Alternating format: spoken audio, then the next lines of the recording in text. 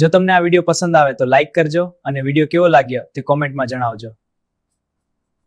પ્રકરણ 1 પર્વત તારા. વિદ્યાર્થી મિત્રો, આ ગીતમાં પ્રકૃતિ અને તેના અનેક સ્વરૂપો દ્વારા ઈશ્વરના નિરીક્ષણની સુંદર વ્યાખ્યા આપવામાં આવી છે. કવિએ પર્વત, સરોવર, દરિયો, વૃક્ષો, મેઘધનુષ્ય, તરણા, ઝરણા અને ફૂલો જેવા પ્રકૃતિના તત્વોને ઈશ્વરના રૂપક તરીકે દર્શાવ્યા છે.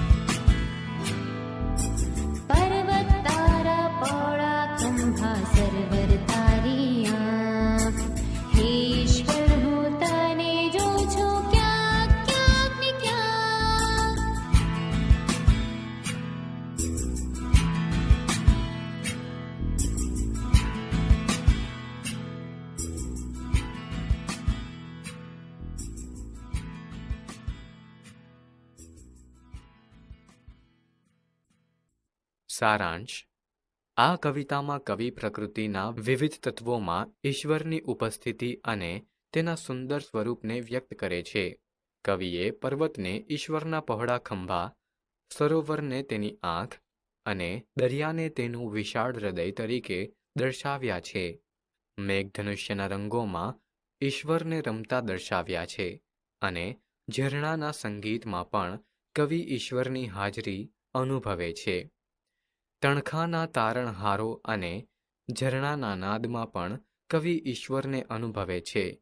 ફૂલોની રંગભરી સુગંધમાં પણ તેને ઈશ્વરની સોગાદ દેખાય છે.